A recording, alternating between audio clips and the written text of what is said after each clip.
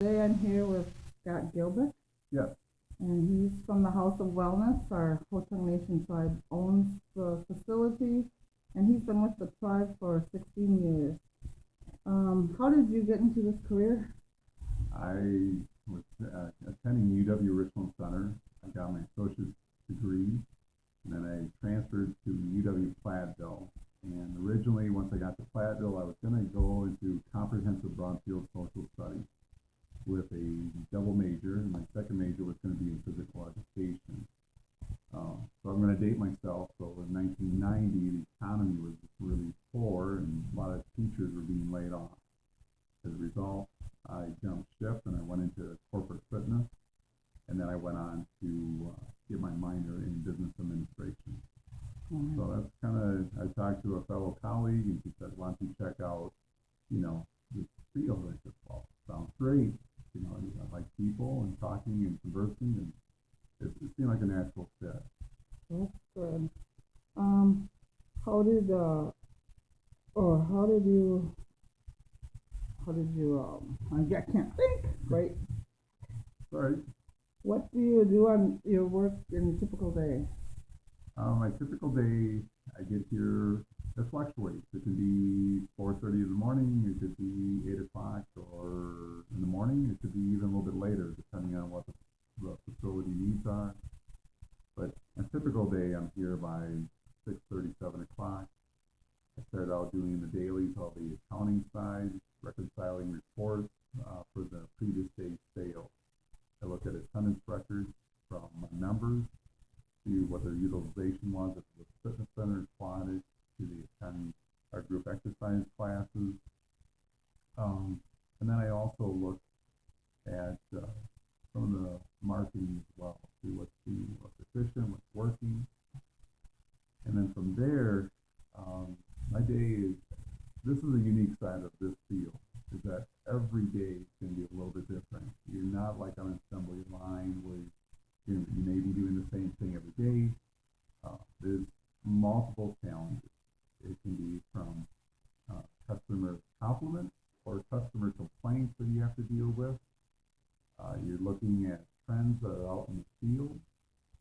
And then I'm also troubleshooting, meaning that there could be issues in the aquatic side with pumps and not getting chlorine, or PSI numbers are not accurate. These need to be dealt with. Sometimes, it can be where we've got cold flu situations where somebody, is unconscious, may have a pulse, may not.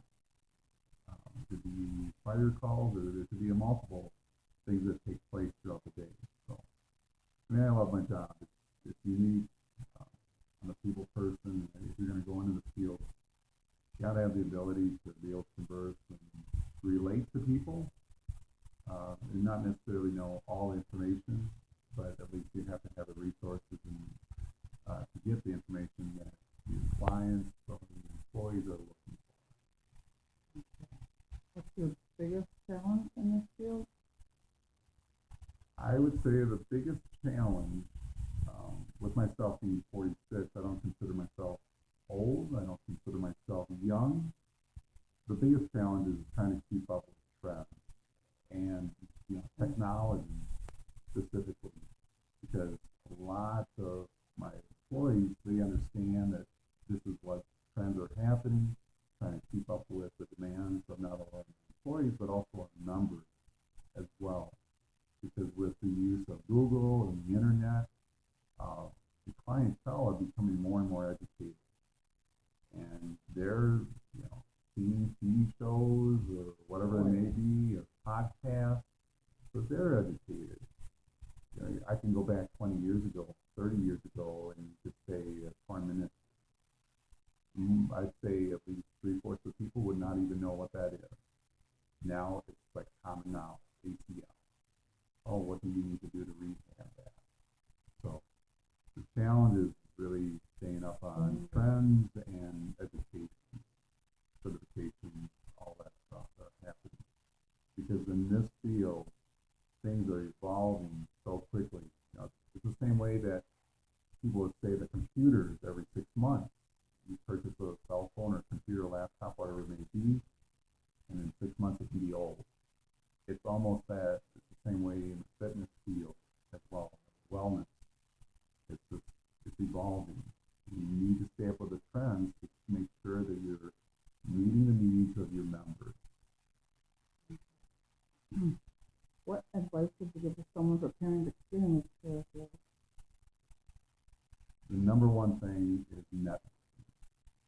is no doubt in my mind that it's not necessarily networking, that you have to know people as takers and movers within the field, but you need to be able to reach out to all entities, all different areas. And I can give you one quick example.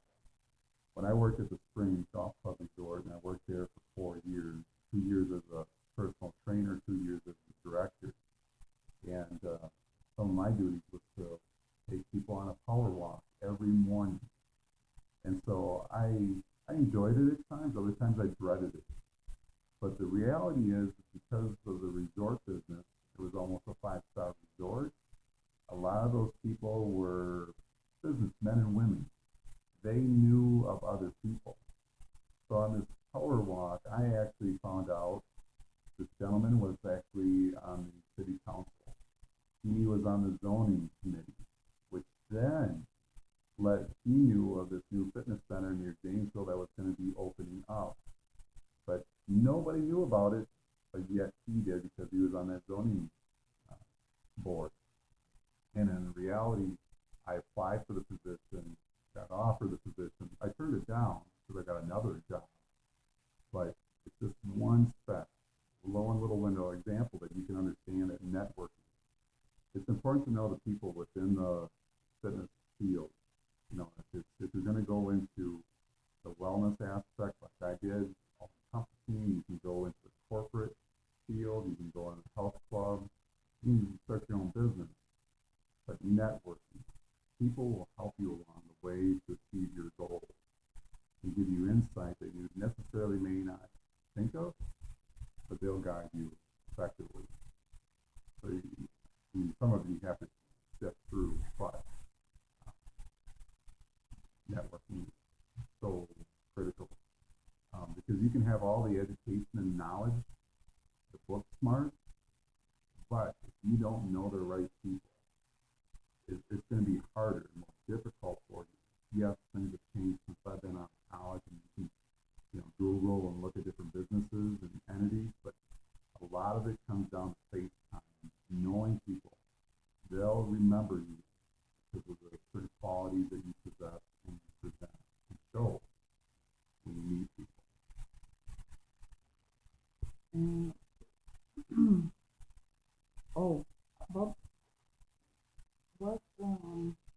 How did you get into this organization? What's the tribe? It's a kind of a unique story because I actually, when I was working at Springs, I looked to hire Linda Lowry. She's very good. Yeah. And she was my example of networking. I was at a ACSM certification. There's a 3-day workshop. So at the beginning of the class, the professor said, well, where are you from? Introduce yourself. And Linda Lowry said, well, I'm originally from Brookwood, Wisconsin. I went to Brookwood High School. Oh, I went to Casper. So when we had an intermission, I introduced myself. Long story short, we got to know each other. I played basketball against her husband. And later on, I looked to hire her when I was a director to work for me. And we always kept in contact. And finally, I said, if you know of anything that's out there, let me know. He said, oh, there's this facility that's being built by the Ho Chunk Nation. I'm checking it out. And then later on, she got the job. So Linda actually invited me to come to the House of Wellness. I met 2 of the directors before the job was even posted. So once again, it's that FaceTime. And lo and behold, because, I had an inside scoop and, in my interview, I was joking a lot, and Ho Chunk tradition, if you can get the joking, that's a good sign. And it took about, to the point that Linda had talked to me, it was about a year before, I accepted the position. And you're trying to think what else I could ask you. Do you have any questions for me that I missed out on? Yeah, the one that you got on the list is, which is really important to me, is how do you make a difference in people's lives? Okay, how do you? Yeah, and that is so critical. I mean, if you're in this field to make money. Yes, you can. I mean, I've got a good acquaintance. He's on the high end. He makes $300 an hour with personal training. He's went on vacations, paid vacations to Aruba, 2 weeks. Everything paid for. He had to train and work out, for 2 hours each day with his clients. But that's a high end. But the bottom line is that you're helping people. You're trying to make a difference. And yes, you make a difference in the individual because you're obviously you may look at a Part Q, you may do a health assessment, see what contraindications they may have, go through the screening process. But ultimately, it's sitting down with that individual and getting to know what their future goals are.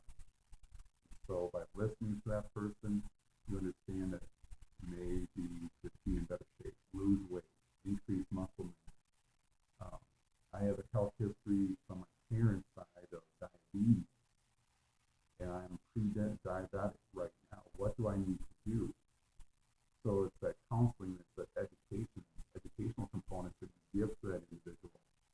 And from there, you can actually develop an exercise program. Here at the House of Wellness, we talk about the mind, body, and spirit. So it's not just encompassing the physical being, but the mental and a little bit on the spiritual side. And when you can combine that, your clientele, your people that you work with are going to have a higher success rate, see the results. And it doesn't stop there. And I always talk about this with my staff. It's the ripple effect, meaning that you can impact client A, but it doesn't stop there. You're increasing the quality of life of that individual, but you're also affecting that family nucleus. Some of the clients you have may be single, they may be married, have children, grandparents, etc. But by making sure that that individual has great quality of life, meaning they achieve their goals, wherever that may be. Some people it may be just to lose 5 pounds, maybe some may be 50 pounds or more. Some may be to increase muscle mass or to achieve a past goal or an achievement that they had. They used to be a great bowler. They want to get back to averaging 200 each game. So everybody has baby steps, but that ripple effect means that because that person exercises, their mind, body, and spirit is better, the family nucleus is affected as well. One example is we had a Kurt Greendeer work with one of our members, and her goal was to go Christmas shopping with her daughter at Mall of America. She needed to increase strength, decrease body fat, because she had hip and knee issues. Well, lo and behold, after 4 months of really working with Kurt one-on-one, through his counseling and exercise program, he was able to go, all day long, shopping in Mall of America, and be pain-free. For a lot of us, we take that for granted. But in that scenario, it's like you made such a positive impact. And that's why I'm in this field. It's not for the money. It's because I enjoy working with people, seeing positive effects that I've done. And it doesn't stop with one generation, because when you plant a seed with exercise, people get that taste. And I've always said, follow my guidelines and my exercise prescription I'm going to give you for 3 months. And after that, once it becomes a routine, it becomes almost like an addiction, positive addiction, because of all those endorphins. And then it becomes a part of your life. And then once if you skip a day, which we all do, 2 or 3, guess what? Then you feel like, I missed that workout. And you almost feel bad, or guilty, some of them. But then you get back at it. And just realize we're human too. So, making a difference in people's lives. And then, how did you get started with March Madness? Where did that come in? Well, I didn't start it. You didn't start it? I did not. Oh, you did not. Okay. No, it was Melanie Cleveland Oh. that started the March Madness, and it was kind of a unique story because we had, I think it was less than a month. She said, "I want to do this tournament," and her boyfriend said, "Yeah, we'll help." And Paul Clow said, "Whatever it takes." Roberta said, "Yeah, let's do it." You know, she had a lot of connections and just kind of formed it, and gosh, it took off. You know, we had a lot. We used the House of Wellness and we used the Baraboo Middle School. There's a lot of marketing and paperwork and figuring out all the connections and getting referees, food, concessions, the ticket sales, parking, transportation, housing. I mean, it's a big deal, and to pull it together in 1 month was impressive. Melanie did an incredible job, and it just kept on getting better and better every year. What's the top prize right now? Men's is $10,000 and women's is $7,000.